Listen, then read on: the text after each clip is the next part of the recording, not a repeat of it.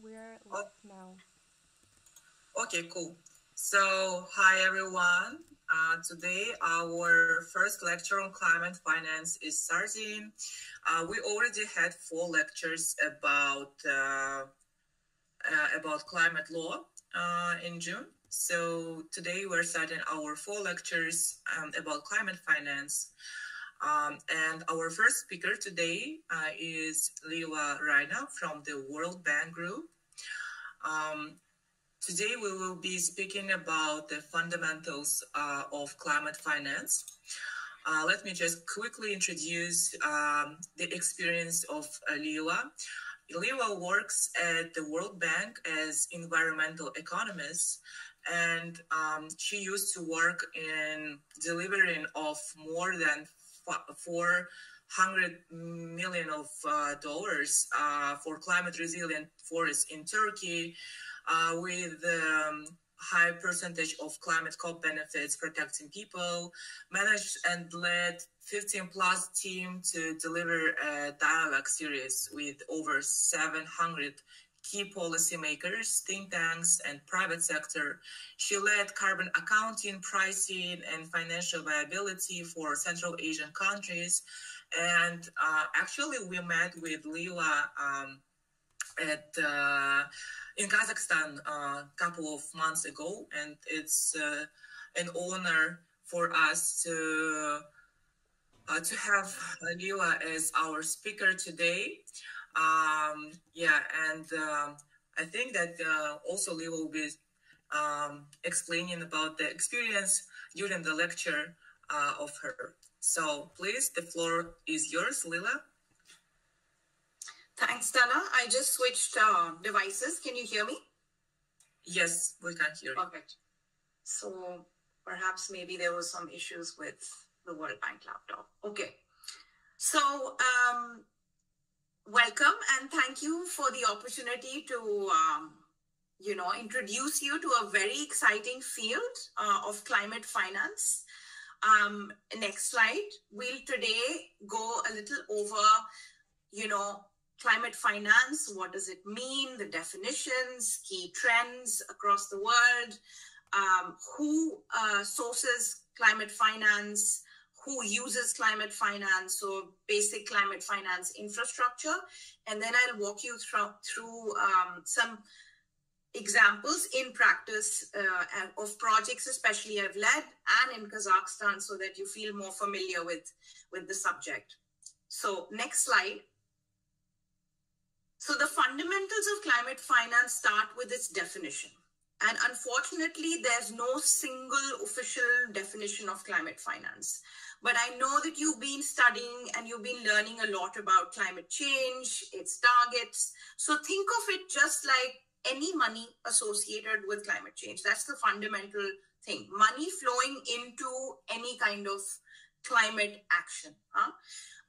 So the World Bank defines it as climate finance is financing provided by public or private entities. So these are the sources of finance for activities that in whole or in part. So maybe your 100% that activity is climate related. Sometimes it's only 50%, sometimes only 20%. That helps mitigate carbon emissions. So either reduce carbon emissions or supports countries to adapt and respond to the impacts of climate change and build resilience. So covering both climate adaptation and mitigation parts. The UNFCCC Standing Committee on Finance, which was a coalition that was formed, a sub-working group committee at the UN level with multiple stakeholders and country governments, they define climate finance at aiming to reduce emissions and enhancing sinks of GHG gas emissions and reducing the vulnerability and maintaining and increasing the resilience of human and ecological systems to negative climate change impacts. And then CPI, which has done a lot of work on actually trying to account for how much climate finance is moving around in the world. They define it as primary investment, means sole primary investment by public and private sector actors in activities that again reduce reduce emissions or improve adaptation and resilience. So this is how it's currently defined. Next slide. I wanted to clarify some things that we all get very confused in, is that there are a lot of terms that are flying around. So say, for instance, you will hear ESG, you will hear sustainable finance, you will hear green finance. They're not all the same. And this kind of chart helps distill what the difference is. So what I want you to take away from this is today we're only focusing on climate finance. And climate finance is only climate mitigation and climate adaptation. When somebody says that this is low carbon finance, we're only focusing on mitigation activities. And when somebody adds in things like air pollution, lead pollution, things like that, then it'll become other environmental finance, and that becomes broader to green finance. And when you talk a little bit about socio-environmental issues, private sector companies monitoring labor and governance, then you are talking about ESG or sustainable finance more broadly. So this is the way it is split out. So not all sustainable finance is climate finance, but all climate finance is sustainable finance. So I want to leave you with that key message. So next slide. So in terms of how much climate finance is actually needed. So when they did an accounting exercise, which is CPI, which first slide where I mentioned the definitions, they said, well, we're trying to actually figure out how much money is flowing in climate currently. And what they found out that it is roughly 1.2. So the green area bar that you see on the bottom, it's roughly $1.2 billion right now. That's what we're at, okay? And where we need to be, sorry, it's $1.2 trillion. Where we need to be is in the range of $5 to $13 trillion annually. So the needs, when you say, okay, you know, Paris alignment, this much emission reductions, and when you do the costing of how much it would take to actually meet our Paris commitments, we'd come to an estimate of $5 to $12 trillion annually, means every year until 2050 is required. But what's currently flowing in the system is only 1.2, but it's increasing. So you can see from 2011, it's increased fourfold till 2021. So emerging markets and developing economies other than China, they have been getting most of this money currently for climate and nature related investments and an additional amount for sustainable development. But IPCC estimates that we need almost 4 to 7 times more financing that's currently in the system. So the takeaway message is that the current climate finance levels, the money that's flowing around for climate, is nowhere near enough what we need to limit the global warming to 1.5 degrees to meet our Paris commitments.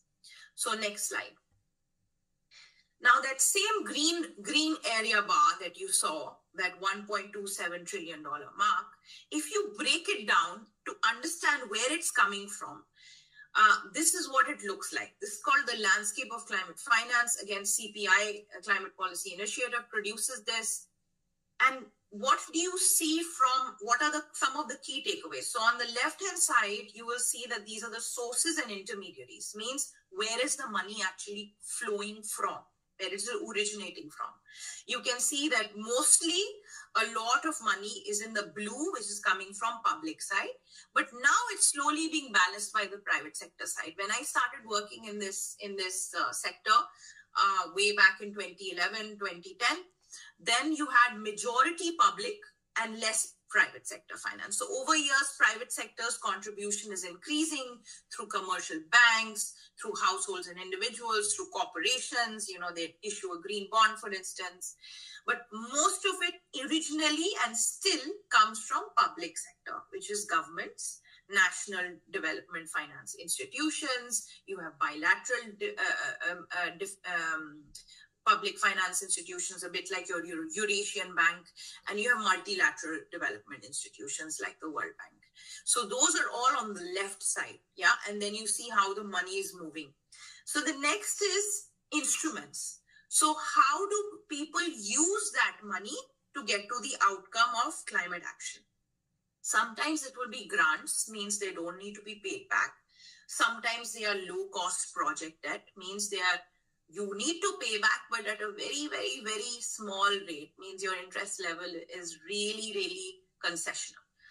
And then it could be project level market rate debt, means that it's the same interest rate as the market. So you'll have to pay back just like you would take a mortgage on your house, and you take money from the bank. You'd have to pay back the same level of interest.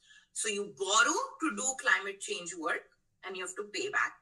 Then there's project level equity, where you are sort of owning the company. Say, for instance, Dana starts a company which is having climate outcomes, so that will come under project level equity. And then, or it will come under balance sheet financing, which is for the firm, if you run a climate tech firm, for instance. So those are the types of ways the money is moving as instruments.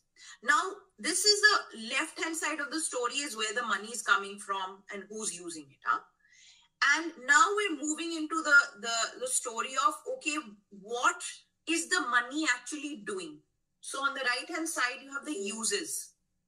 So as you can see, and this is one of the challenges, that most of the money currently is moving to reducing emissions. But as I had mentioned earlier, climate finance is made of two parts. One is mitigation and the other is adaptation. There is very little money going to adaptation, okay? And there's even little money going to both. And then when you see the sectors, most of the money is moving into energy, transport. Very little is moving currently into agriculture, forestry, land use. Buildings and infrastructure also make a significant part of it, but it's uneven across sectors. Right? But the two largest emitting sectors, which are energy and transport, they concentrate roughly 70% of all mitigation finance. And the next most emitting industry is agriculture, and that only receives 4% of the total mitigation finance. So adaptation finance, like I mentioned, lags significantly. It's primarily from public sources. So governments mostly finance adaptation. There's not been that much of a private sector investment in adaptation. We've not been able to make the case for them for profit generation from these kind of activities yet, but it's growing slowly. So 84% of all climate finance mobilized in developed economies from private sources are concentrated and moving into East Asia Pacific, North America, and Western Europe. So next slide. You'll see that this is the same blue and red that you saw from the previous slide, and it's broken down into different actors. And the reason why I'm showing you this is because this is all going to come together in the next slide. Let's move to the next slide of the climate finance framework. So what you saw in the blue and the orange in the beginning is reflected in the left and the right side of the slide that you see. You have international public climate finance. So remember, there are two, public, private, and then there's public and private sector climate finance on the right that I'll go through. And then there is outcome-based finance. So activity-based finance is before the activity starts, the full finance is committed. So say, for instance, the World Bank is doing a project with Kazakhstan, and it goes to the Global Environment Facility, which is the first icon that you see on the left-hand side under dedicated climate finance mechanisms. And it says we want to help Kazakhstan in building their resilience in their drylands. So in that case, the money is already fully committed for a climate change activity. Okay, in advance. So we know what that money is going to do in Kazakhstan for climate resilience. What's the outcome? What are the indicators? Outcome-based finance is when you pay for future emission reductions. So think about things like Dana will have a project where she's trying to get voluntary carbon market involved, and she wants to sell her emission reductions to somebody else in the future. So she's not getting financing right now. She will get finance only when she sells her carbon credits in the future. So that is outcome-based financing. So we'll go through each of these different types of people, but these are basically, it's like an overview of all the people and the funds and that are involved in the climate finance framework. They're not exhaustive, they are more but we just picked out like a couple of key ones on there. So Green Climate Fund, Adaptation Fund, Jeff are big donors under the UNFCCC for primarily public financing. So they work with governments. And then development financing from MDBs, institutions like the World Bank, you have ADB, you have Eurasian Bank, they'll all come under financing from multilateral development banks and bilateral development finance. Then you have private sector, and you have, financial capital markets. We'll just go through this. So next slide. So the primary way currently still money is moving into this climate area is through international public climate finance. And this is deployed, like I said, either through the World Bank, through multilateral, bilateral, multilateral development banks. Primarily going to governments, it's public finance, okay? So there are two big mechanisms. These are not exhaustive. They are more than this, but I'm just giving you examples. One is the UNFCCC. It has the Green Climate Fund established under it. It also has a Global Environmental Facility. We have something called the Climate Investment Funds. They have small sub-funds under them that you can apply for as a country government, right? Clean Technology Fund, for instance, you want to trial the latest carbon removal technology, that probably come under Clean Technology Fund. You have a Strategic Climate Fund. You have a lot of other funds that are only for low-income countries or for countries that are really hit badly by climate change. I haven't mentioned them here. They're not so relevant for Kazakhstan. But there are lots of different tiny funds with a specific objective set up, either for adaptation, mitigation, or broader. Next slide. Another type of financing in this is dedicated climate funds is concessional finance. So how do these projects actually move the money? So 75% of all money is moved through multilateral development banks like the World Bank and UN agencies like UNDP. And they have very limited direct access, means that it's every single activity is budgeted and costed. So only when that activity is completed do you get the money, or you get the money for that activity when you're prepared to execute that activity. So they depend wholly on donor contributions. Who are these people giving money? They're largely developed countries. Sit in the UNFCCC, like Norway gives a lot of money for deforestation activities. The US, the EU, European Commission. So these are all Netherlands. They're all big donors, Germany in the space of climate change. And they have policies and procedures for access that are not harmonized. So each fund will have its own modality. So you have to go to the Green Climate Fund. They'll have their own processes, eligibility criteria that a government needs to access them for.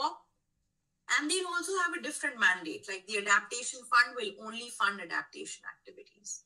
So this is a bit about how finance from dedicated climate funds are actually moving in, and they're only a very small share of available flows, but most of them, majority, are moving through multilateral development banks and UN agencies. As you can see, the per capita climate finance per year received is the most for Oceania, which is, the small island developing state. So think about places like Micronesia, Tuvalu. And even though the money seems a lot moving into Asia, but per capita basis means that per person, it's still really, really low. Next slide.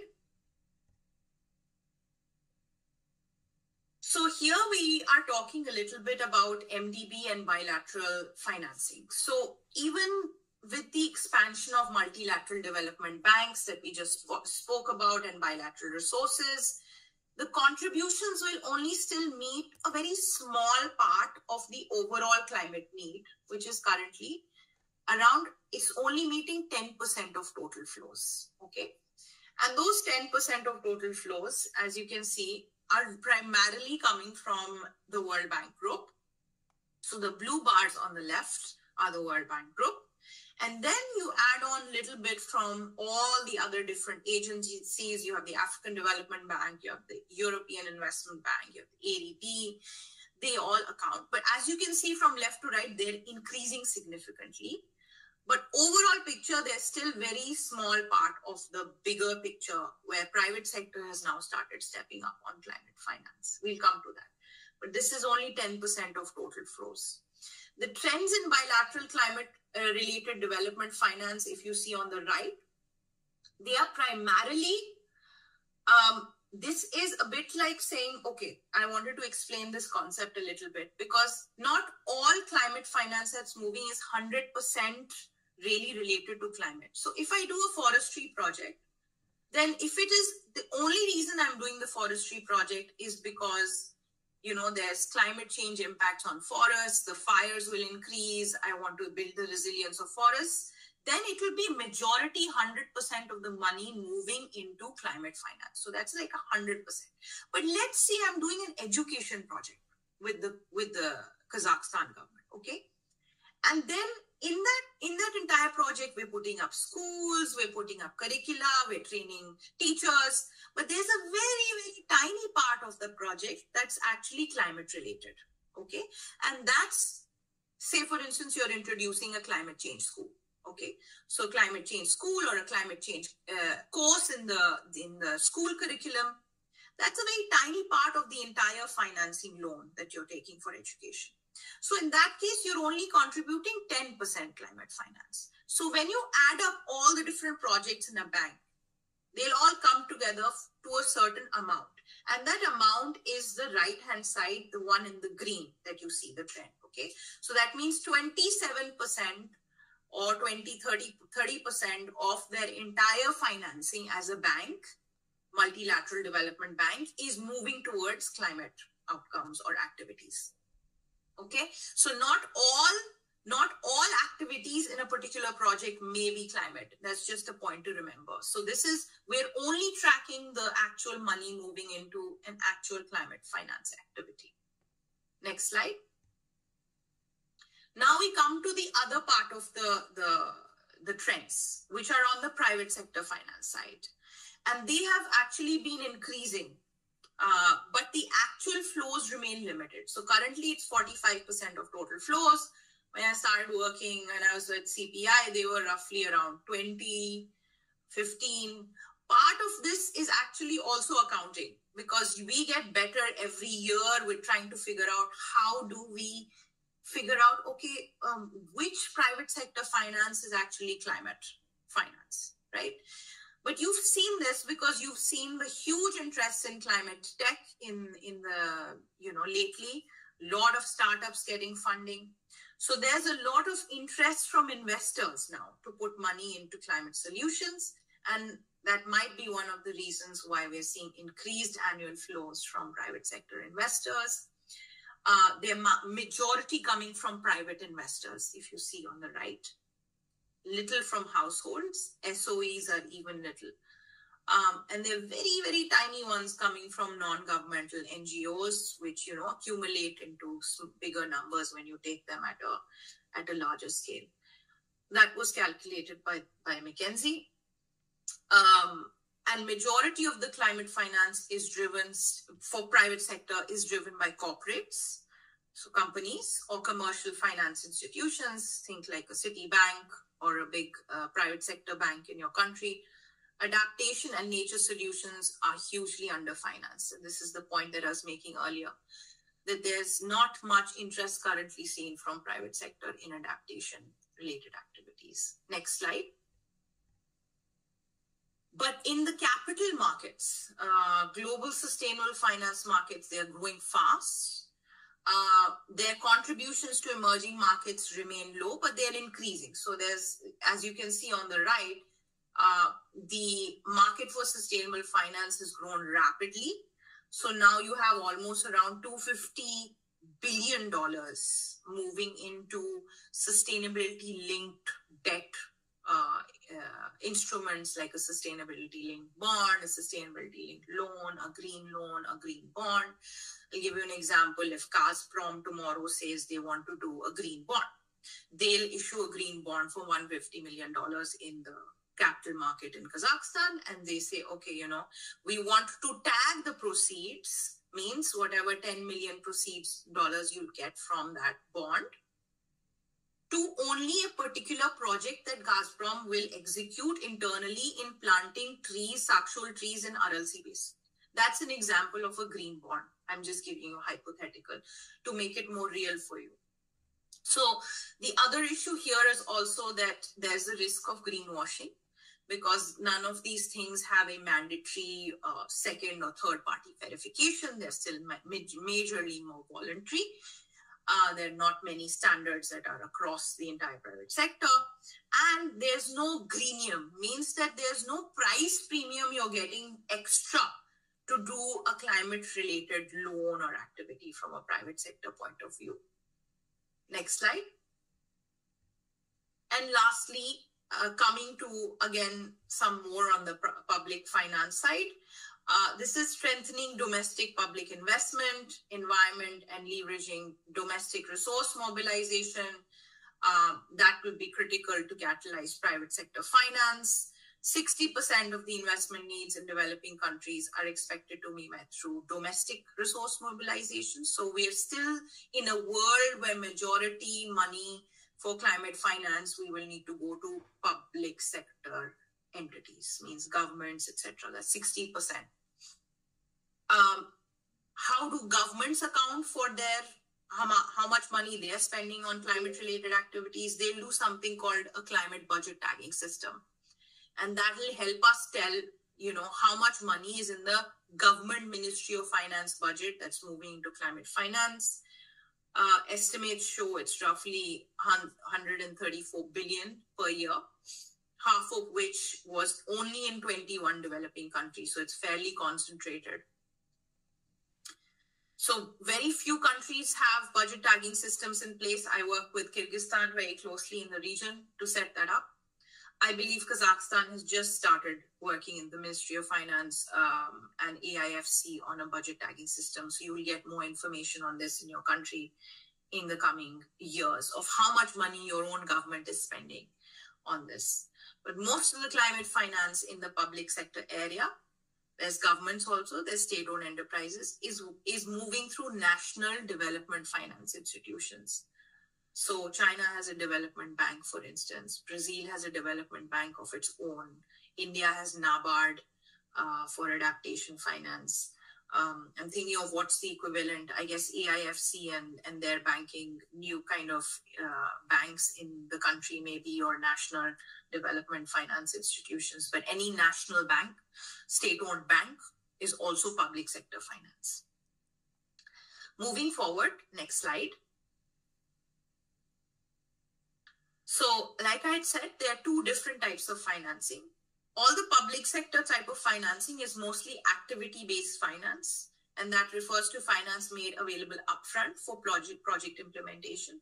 And outcome-based finance, which I'm going to explain in a bit, there are three types. There's results-based climate finance, means that once you get the results, you will get paid. So there's no upfront financing. The second is voluntary carbon market space. You hustle, you get a project, you get a buyer, you construct the project. Project's a 15-year timeline. After 15 years, then you will start to see the money come in when the actual buyer is able to buy the emission reduction that you've created. That's voluntary carbon market. Then there's compliance carbon market as well. The airline industry has set up a target, and they said, okay, according to this target, we're going to build credits. There's a demand. It's called Corsia. And then suddenly people will start buying those credits, and the airline industry, they'll start figuring out where are they going to get these credits from. But all of this is outcome-based, means only when you have reduced the emission or when you've shown the actual activities, outcome means the actual change, then you will get the financing. Next slide. So the results-based climate finance represents a form of financing that does not need to be repaid. Here, I'll give you an example of a project I worked in Indonesia, where we were working in Jambi on a forestry project. The people who were planting the actual trees or doing deforestation activities, after we had worked with them for almost 7 years, got their first payment. So it takes time for you to build the systems, the monitoring, the actual project implementation unit, get the government financing and pipes from where the money is going to flow, clear procurement, financial management in before you actually get the result of the payment. Because people need to be paid first to do the actual activity, which is planting trees. And only after they are planted at a certain level, their survival rate, they have survived, then you get the result payment. So that's a result-based payment. Next slide. Voluntary carbon markets is another way, like I had explained. Their current trends are they've been funneling more than 10 billion over the last 20 years. Now compare that 10 billion with the 1 trillion number that we had in the first couple of slides. It's still very small. Yeah, most of the money is still flowing through public sector. So keep remembering that when we get swayed away by whatever is in, new in the market or newer in the scene. But 10 billion is a lot, but it's still very small compared to the number that's currently flowing. And it's very, very small compared to the number that we need. Okay. So the needs are in 5 to 7 trillion annually. So Article 6 markets, and this is, I'm trying to uncomplicate this.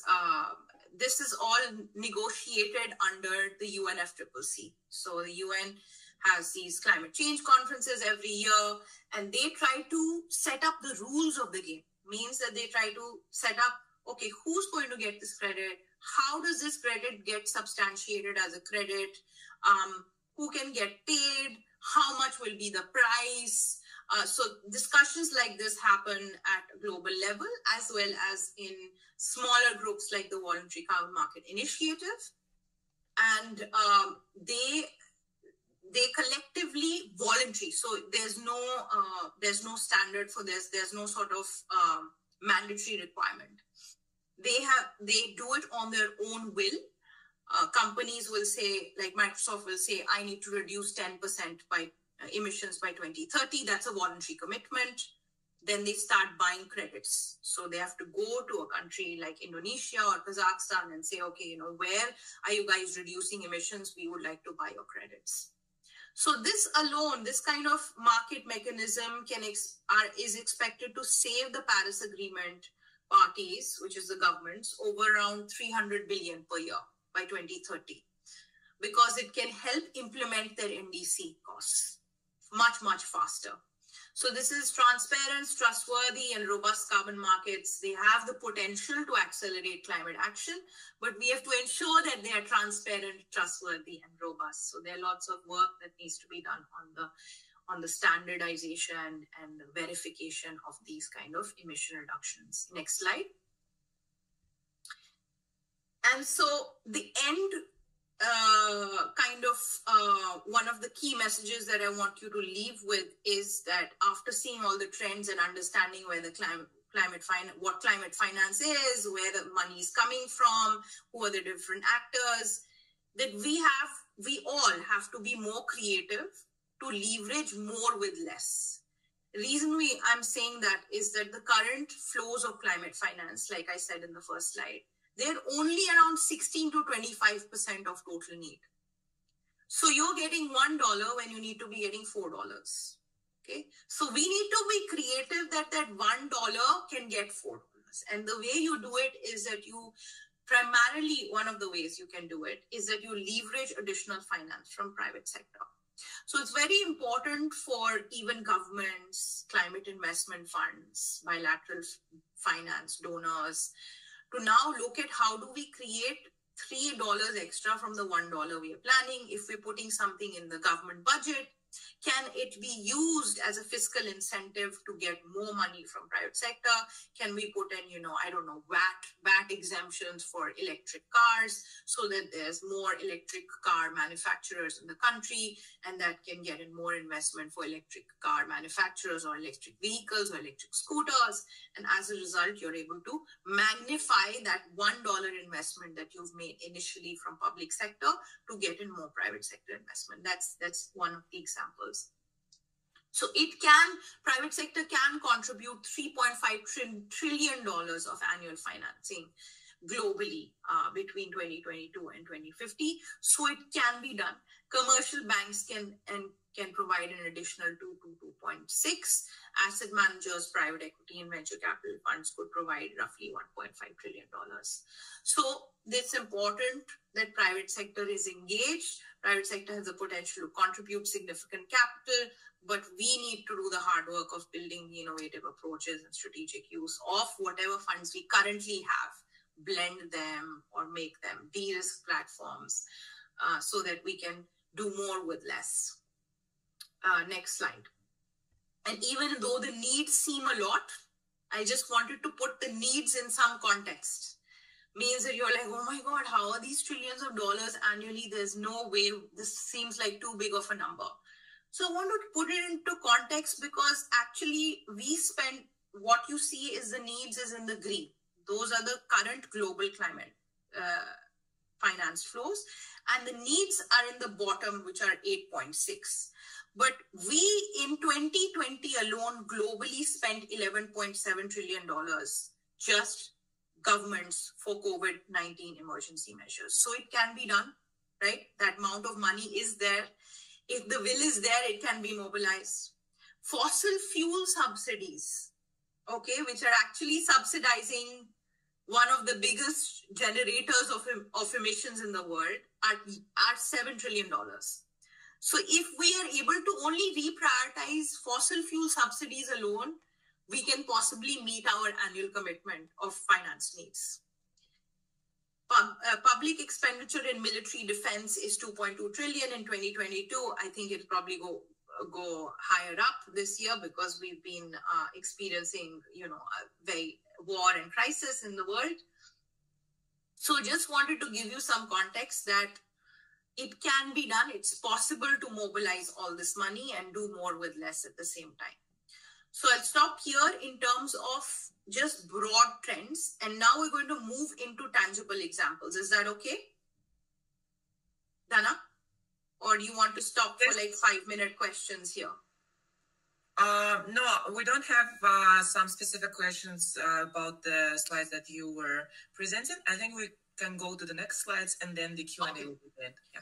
So now I'm moving into third part of our lecture today, which is basically to try and tell you what does this climate finance look in practice. So next slide. And I'm going to tell you the story through the work that I do at the World Bank. So what do we do at the World Bank?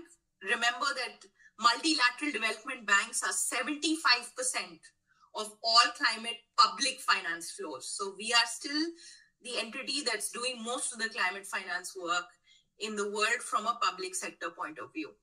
So we provide three things. We do financing, we bring in the best of knowledge, and thirdly, we're able to bring and convene people together on the table. So we can bring a Ministry of Finance together with a private sector player, together with Ministry of Environment to have a conversation about what needs to happen to reduce these emissions and respond. Next slide. One of the examples that I closely work on is actually in your country. Now, remember the first slide that we had mentioned is that in the I had mentioned the Global Environment Facility as one of the dedicated UNFCCC mechanisms to secure climate financing. So we have used that Global Environment Facility to do a project via the World Bank in Kazakhstan called the Kazakhstan Resilient Landscapes Project. It's a lot about restoration of dryland landscapes and reducing landscape degradation to build climate resilience. So out of the two, can I ask a question, Dana, to everybody? Out of the two on climate mitigation and climate adaptation, which climate finance would this come under? Yes, let's ask from the people that are on the YouTube. So what do you think, guys? Put your answers in the comments in the live chat, please.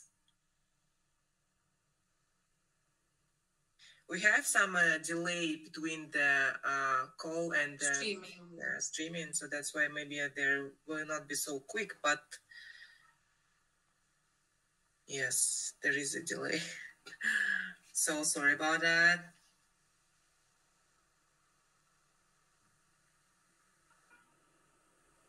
Maybe we should go, okay, yeah, adaptation. Okay. Adaptation, absolutely, that's absolutely correct. So that's an adaptation finance example.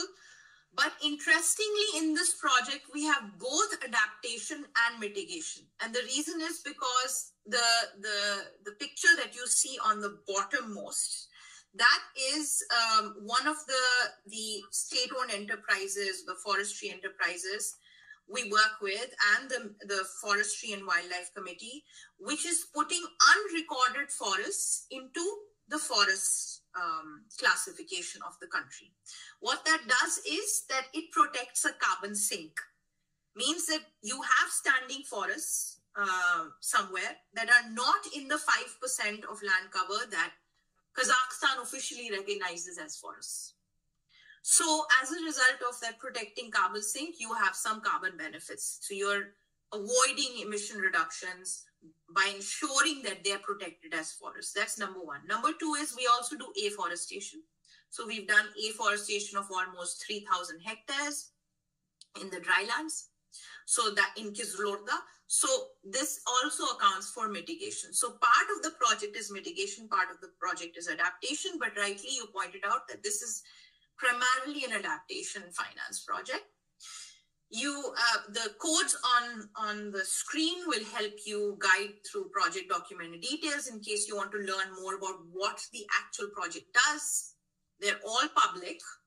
There's also a really nice blog with links to previous projects that have been done by Global Environment Facility in Kazakhstan and evidence. And if you click that, and you'll see a really stark photograph of the Sairam Ugam Peak at 1901 and then at present day. And you can actually visually see how climate change has impacted that area. Next slide. So we have two types of landscape degradation in Kazakhstan. We're doing a $4.34 million GEF project, Global Environment Facility project. It's climate finance to pilot agroforestry practices using a community-centered approach and build capacity for landscape management. That means that you're working with communities on dryland agroforestry practices. I've seen the first watermelon in a very dryland area in southern Kazakhstan as a result of the activities. And you're helping build the capacity of Forestry and Wildlife Committee to do a lot of this integrated landscape management. We have another project which is very similar, which is a natural follow-on from the GEF project. And these are both grants, by the way. These are to pilot agroforestry practices, the same thing, but it will be focused on protected areas. So there are two challenges in landscape degradation in Kazakhstan. One is that there is landscape degradation at the border of productive landscapes, means where there's a lot of grazing happening, there's livestock management happening. How do you improve resilience there? And the second is at the border of protected area landscapes, means how do you improve the resilience of nature reserves, national parks? Sometimes the animals go into graze into these nature reserve protected areas and ends up in a vicious cycle of landscape degradation. So the second project is a little bit more focused on protected areas and will also look at the ecotourism strategy of the country government. So this is a very practical example of climate finance in your country. And what does an activity look like and how do you see the change visually? Next slide. This is an example of a climate impact from the GEF project. So one of the activities we're investing in is in a gene bank for climate resilient seedlings. Means it starts saving the seeds that actually do better in this landscape. Means that you will go from what is the left down to the bottom to the right, a slightly greener landscape where first you sow the seeds and then you do afforestation in lines, right? And then it takes over, nature takes over as natural regeneration, resulting in a lot greener landscape. What does that help with? It helps with ensuring that, you are protecting certain areas from water loss, right? So it will help you provide water in times of need, regulate the water systems with the structural trees. It'll also help protect any kind of albedo effect that's happening from climate change. So any kind of afforestation activity will help reduce your emissions. So this also meets the growing demand. This gene bank was also meeting the growing demand for planting material for the presidential commitment. As you know, you guys have a presidential commitment to plant 2 billion trees by 2025. As a result of this activity alone, we've created 12 new jobs, half of which have been given to women. And you have an emission reduction impact because one structural tree is capable of removing 1 ton of carbon dioxide per unit hectare. So this is just one example of a climate impact on the ground. Next slide, please. Another example is another project that I've currently led, which is on climate resilient forests as well. It's protecting the forests in Turkey from wildfires. So this has been the largest wildfire management investment in World Bank history. Now see the difference. The example that I showed you in the beginning is a grant. So it's a very tiny amount and it's funneled through a global environment facility. This is a loan, okay? So, but it will be given at a very commercially low rate. So if you look at the landscape of climate finance, this falls into the majority bound. So majority of projects or majority of money moving in terms of an instrument for climate finance is like this, is like example number 2. It started with diagnostics. So we do a lot of analytics. Remember, bank also brings knowledge. So it started with the country climate and development report. And then we use that country climate development report to engage with the country government on priority investments for the country on climate change, of which wildfire was one of them. And then we started working with the agency to construct that project. Now, this project has also helped leverage sustainable finance and green finance, because the World Bank has issued a bond and used one of these projects in its portfolio to issue that sustainable bond. So that's the snapshot that I have on the right hand corner. This project is featured in the impact bond report of the World Bank this year. So there's multiple ways of how money is moved for climate change, but basically by issuing that impact bond, the World Bank is creating more with less. So we are leveraging extra money with less money. Okay, so $1 to $4 example. Moving forward, next slide. This is just a detail of what the actual project is. It's 96% climate finance. It's tagged to the green bond portfolio. And it basically improves forest management using a 5R approach. So we do review of why the fire happened. We reduce the risk through technology and other prediction methods. We improve the readiness. We ensure that there's less fuel that catches fire, means that there's less leaves lying around. The forest roads are cleared, for instance. We boost response. So we have best fire trucks that can go faster, longer. And then we do also recovery, which is the last slide. It's after the fires happen. We do recovery of the burnt areas. So this investment alone will be across 6.8 million hectares. 21,000 vulnerable households will be protected. We'll also be helping boost women-led enterprises in these areas for alternative livelihoods. So 2,000 of them will be supported, and 6 million people overall will be protected from wildfires as a result of this kind of an investment. So moving forward, another way the World Bank helps is by convening, right? So the next slide is on the Uzbekistan climate change and green growth dialogues. So we convened all the different actors who were important in the Uzbekistan context. and we had co-hosted this with CAREC and with the Ministry of Economic Development and Poverty Reduction. And we hosted several sector ministries to come up with basically a common vision on how the country needs to move forward on climate change and green growth. It was also an exercise to understand what all these different terms and different ways climate change impacts each sector in the country. Next slide. So we built a common vision on a green economy transition with a couple of key priorities. And next slide. It had a lot of impact with the country government, and as a result, they had issued a decree on green economy. Okay, and then they boosted their capacity. They had a new green economy department under the Ministry of Economy and Poverty Reduction. And now we've started doing large-scale climate investments in Uzbekistan as well. So this is one of the examples of how the World Bank also operates. The last example, next slide, is on knowledge.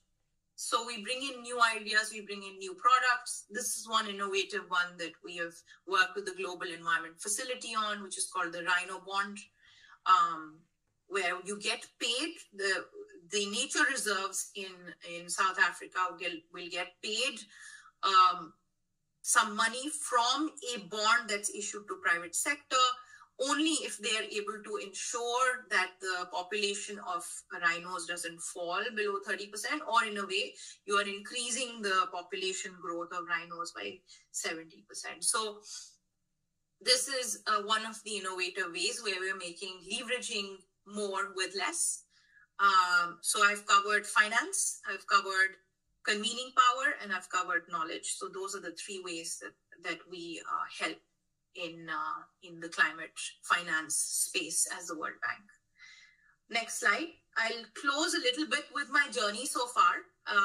So I'm actually I'm part of one of the founding economics classes for climate change at LSE. That was in 2011. Stern started the MSc in Environmental Economics and Climate Change. So I was very lucky to study from some of the top people in the world in this space. They really influenced my thinking. But I'm an economics major by training from India. But I also was very interested in chemistry. So I done a sub-major in green chemistry while doing my economics. So I'm currently also teaching sustainable finance at Kautilya School of Public Policy back home in India. But my role at the World Bank, I started as a consultant in the Jakarta office. And then I moved to DC with something called the Young Professionals Program, which I would very much encourage you to apply as mid-career. So usually around the age of 30 to 32, that's the average age of intake. We acquire a lot of young professionals to work at the World Bank on pressing development challenges. It's a great opportunity to work on projects like the Kazakhstan project I mentioned and the Turkey project I mentioned. Before that, I was an analyst at CPI. So all the global landscape slides that you saw, that's the institution I worked for before I joined the World Bank. But like you, I also started very much in the youth space. So I was in the founding members of the Indian Youth Climate Network, some of my best years, and policy coordinator. I used to go to a lot of these UN COPs representing my country and country's youth, South Asian youth, then all the international youth. I was their focal point for climate finance for the big COP in Copenhagen. And I was the first India tracker for the Climate Tracker project, which has now become very famous. That time it was called Adopter Negotiator. So I started very much like you. So I'm really hoping that that inspires you to also move into this space. Next slide. What can you do? There are multiple roles you can take. This was my time when I was a youth climate, agent of change, you could say. And I was also doing policy work with the Indian Youth Climate Network. I was talking to ministers. I got the chance to speak at the plenary at the UN, defending the Kyoto Protocol. I was going to COPs, and this is sort of where I also come from, and I'm hoping that shows you that if I can make it where I have made it, then you can also carve out your own journey in climate finance. Next slide. So I'm really passing the baton forward to the next generation of climate champions, hoping that you will do a much, much better job than all of us. And next slide, I'm leaving you with some resources as well. So there is currently a Climate Finance Academy happening. There's a call for applications, but I've also left you some resources for Climate Explainer series, fundamentals of climate change, where you can get them, country climate and development reports, as well as you must Google Gyango, which is the youth constituency for the UN. In case you're not already part of it, get on their list. A lot of useful information, opportunities come up. There's also a climate fellowships website, and then there's an IIST climate jobs portal. So keep these all in mind as you grow your career in this line of your career. And the last is that in case you want to make an impact, the next slide, in Kazakhstan, then, and you need to know where to go to understand, what are the recommendations for my country? What should I be working on? Where are the gaps? Where are the opportunities to showcase leadership? You can download the Kazakhstan Country Climate Development Report that we did as a World Bank. It outlines an entire pathway and some recommendations across different sectors. And we're hoping that provides you some inspiration to take some initiative on climate action. So I'll stop here. Wow, this is so cool. Thank you, Lila. And your story is such an inspiring for me and for other, I think, participants of the lecture. We got some questions and comments during the lecture. So the first one is it possible to sell carbon credits from, for example, forest climate projects in Kazakhstan abroad? So this is a very good question. And the question comes down to who owns those carbon credits, right? And if you go back to, okay, if this project is done on public sector land, right, then it will be administered through public sector policies. So that means that the Forestry and Wildlife Committee would be owning those credits. I can't see the person who's asked that question, but that would be basically the case. The Forestry and Wildlife, it's up to the Forestry and Wildlife Committee to get the owners or own those credits, as well as whether they want to sell those credits abroad. I want to explain a couple of concepts here now. Each country has an NDC commitment, right? So they would like to use any kind of activity like planting trees to account for their emission reductions under the national development contributions of the country. So this competes in a way a little bit with selling those credits abroad to another country. When you're selling those credits abroad to another country, you cannot put them in your own country's national contribution anymore, right? So the country's interest is that they put it in their own national contribution. However, this may be one way you get financing to do projects like, planting trees much faster and more efficient with private sector.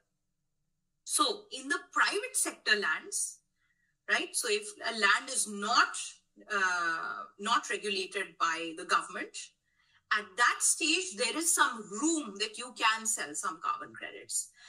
But there has been no clear regulatory signal from Kazakhstan yet. And we are working a little bit with this project called the Project Market Implementation to set up carbon markets, to set up the rules of the game in Kazakhstan, which will help provide some clarity on this very question on whether you can sell or not. Currently, my understanding is if it's private sector land, there is still room to sell it. But if it's public sector land, there may not be any room. Yes. Okay. Thank you so much. There is also one more question. So what the measures to prevent the greenwashing you can mention as the best practices, and maybe particularly that are implementing in Kazakhstan or Central Asia? Great question. So one of the ways, so there are three things that you need to look at in terms of greenwashing. One is transparency. Second is robustness. And third is ambition when you're talking about climate change. Okay. And the reason I say this is transparent means that you need to ensure that what emission you have reduced has actually happened. Okay. Robust is you have to verify it with a third party, right? To ensure that this is not just me saying voluntarily, I have reduced 5 tons per carbon this year. I have got a third party verifier like Vera, or there are lots of institutions that can verify externally whether this emission reduction has actually happened or not. And the third is whether I would do it anyway, or is this additional, is this ambitious enough? If I was going to plant something in any case in the dry Aral seabed, and if it only survives 25% of it, then I'll keep doing the planting every year because only 25% survives. So is it really ambitious? Is it really additional to what I would have done if I would not have got any climate finance?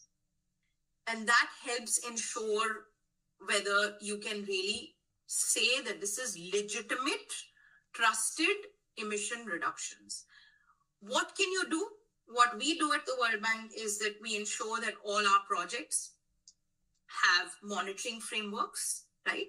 So each thing that is planted, like in the Kazakhstan project, we have 3,000 hectares, is monitored. It's monitored by our team. It's monitored by the government. We have it recorded. We have publicly put it up. We have got it that's ensuring that we're being transparent about it. It's ambitious because it's never been done in that area before.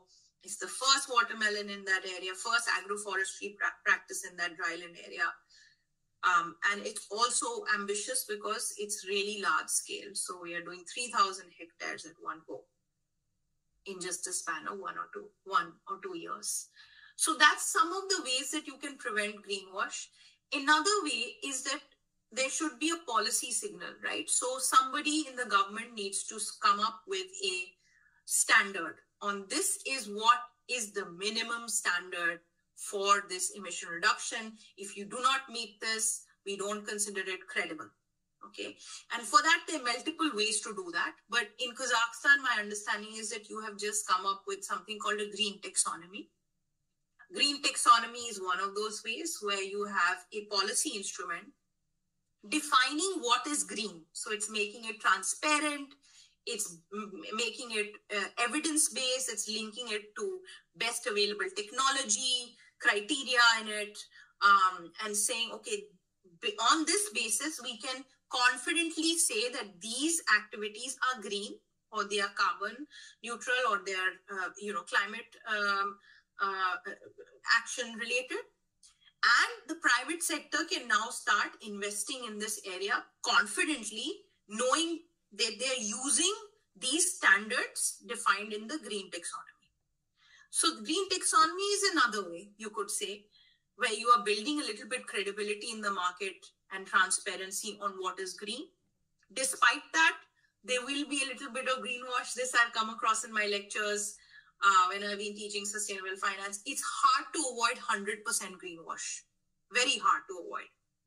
But if you put in the right policy frameworks and you do a lot of transparency, robustness, and ambitiousness checks, you could get to a place where you are avoiding a lot of greenwash that's happening in the system. So these are 3 ways.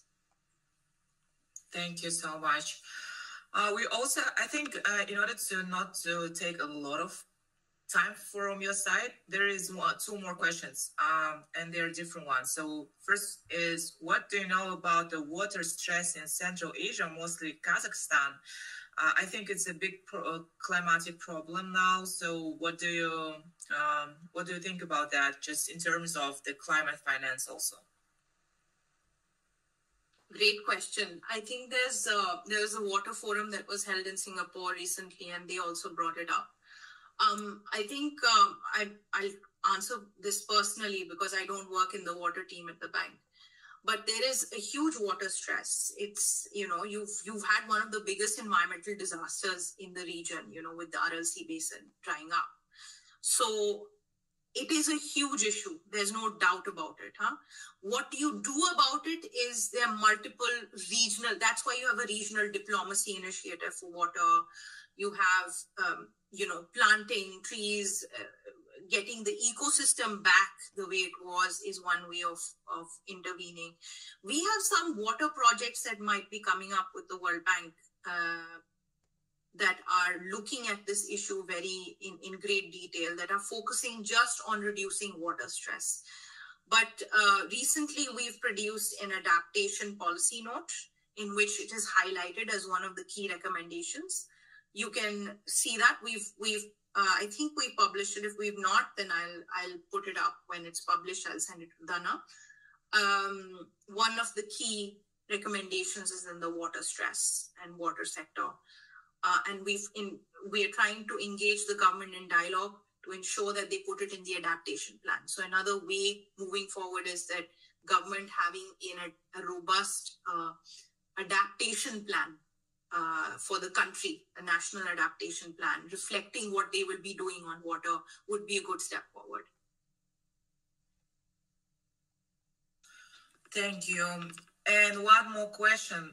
It's more about the personal and professional experience of you. So could you please suggest if young specialists today would like to connect their profession with climate change, should they select more specific master degrees like climate change or green economy or other? So what will be your suggestion for the educational programs that people should take to be involved more in this field professionally? So great question. As you know now, everybody requires to be in the climate change movement. Okay, so regardless, let's say you don't follow a core climate career, right? Let's say you are a teacher, you continue being a teacher. Let's say you're a banker, you continue being a banker. You will all have the chance and the opportunity to weave climate change into your daily work. Okay, so you could be at a bank and then say, okay, let's start a team that looks at climate risks of our exposure. Let's start a team that looks at, solutions in terms of de-risking instruments for climate finance.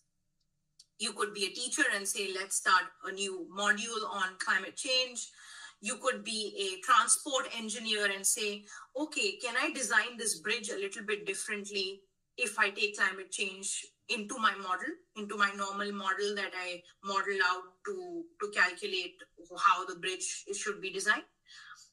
So you can do this regardless of a degree. I just wanted to put that point forward first. You don't need a degree to work on climate action. You can drive the climate element within your organization or within your sector by just taking small initiatives in your current role. Having said that, it's good to build credibility. It's good to build legitimacy in this area because that's going to be the main currency. As you see, like one of the questions you've asked is there are concerns on greenwashing, right? If you feel that there is something that you want to learn a little bit more on, you can take a certification. If you were in banking, you could have taken an ESG CFA or a client, SCR, it's called Sustainability and Climate Risk Certification, and move forward. If you're at a stage where you're looking at master's degrees and you've decided you only want to work on climate, sure, go ahead. But know that even if you do a master's in economics or a master's in engineering, it has no climate element, you can still focus your thesis on climate impact and whatever, transport design of a bridge. Okay, so don't limit yourself in terms of just doing a climate degree, but do it in case you want, this is what you want to do for the rest of your life. If you're absolutely clear, move ahead. And there are multiple courses, many universities offer it. I went to the first one in 2010, 2011, but now everybody is offering a climate change course. You can even subspecialize. You can go for a carbon management course. You can go for a climate finance course. You can go for a sustainability finance course, master's. You can go for climate engineering. So there are multiple different strands of the sector that you can take up. So don't limit yourself.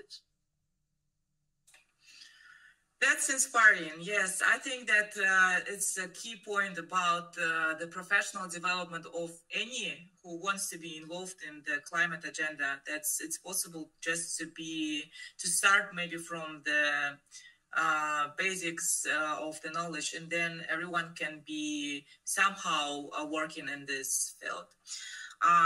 Actually, we have some more questions, but I'm not sure about the time that you have for... I can take one more because I have another. Let's do one more and we will, Okay. So we have, the question is, what stimulus measures should be introduced, in your opinion, to encourage private sector financing in climate area?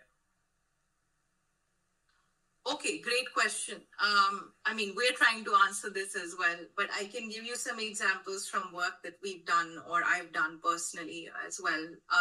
So one of the ways is that you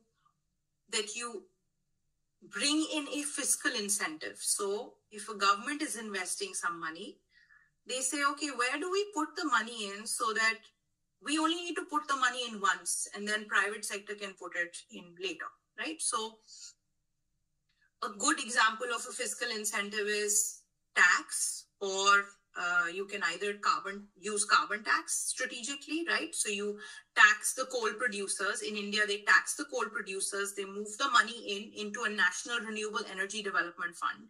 And the National Renewable Energy Development Fund funded startups on energy, renewable energy, solar firms, solar producers, panel producers. They all received a subsidy from that fund. So that's one way the fiscal incentive can be used. You get some money in and you move it to an area where you give grants to a lot of different producers who are solving the problem. Okay, that's one way. Another way could be that you de-risk. So say, for instance, there's a lot of talk about green hydrogen. Right now, when I started, there was a lot of talk about solar. Not a lot of people were confident that solar will scale. 10 years, 20 years ago, they were not sure that it will scale. So there are a lot of banks who are really nervous in putting money in. Like, we cannot give you a debt we will not give you a loan of $20 million to start a solar farm. So what happened in that case is that the World Bank or other institutions can come to de-risk it. They'll say, well, we'll take on the risk. Let's do one project. So in Indonesia, I was involved in the first, when I was working in the Ministry of Finance there. They were trying to de-risk geothermal investments. And the first big geothermal investment of 2 gigawatt was only made sometime in 2020. So it took 5 years for us to figure out how to de-risk it, do one investment. When you do one investment, then the other private sector players can come in and say, okay, this is working. This is proof of concept. This is working. Let's also invest our money in this. So that's another way. So I've given you 2 examples. The third way is you bring in private sector in your existing activity. I've been working closely in Turkey with the Nature Conservation and Nature Tourism Department. They have a public-private partnership, means that they protect the area, the nature reserve. So they're protecting that area from climate change, doing the management of that area, ensuring the forest health. But they're creating a revenue stream. So they are saying, we will lease it out to private sector to bring in ticket revenue, right? So people entering the park will pay a ticket. We'll also tell them to build a camp, like a cabin, this type of glamping area. And so people will also come into that nature reserve, but in a controlled manner, right? And we will get the revenue from the glamping. So that's an example of public-private partnership. So that's the third way you can bring in. So I've given you 3 examples. One is a fiscal incentive, one is a PPP, public-private partnership, and the third is like de-risking. So these are 3 ways you can bring in private sector in your projects. Thank you. Yes, we have plenty of comments about how inspiring your experience is, and everybody is they are thanking you for the great lecture. So thank you again, Lila, for your contribution. This is such an honor for us to have a lecture from your side. And I hope that we will also be translating this streaming to Kazakh, so it will be subtitles in Kazakh language to make the knowledge that you shared more impactful to those who speak Kazakh language as well. Yeah, thank you again, and wish you a good day in DC. It's early morning, so yeah, thank you for your contribution. Thanks, Dana, and to everybody. And my last message is, do get in touch. I'm on LinkedIn. I'm very happy to mentor young people, and of course, I keep coming to Kazakhstan for supervision of the project. So I'm happy to meet you all informally as well. And listen, if I've done it, you can do it. And I'm really hoping, because we need more people in the climate action fight. We need everybody to be on board. So I'm really hoping you guys will take on the baton and do great things in this sector. Thank you, Lila. So yeah, we're finishing our lecture, and thank you for everyone who were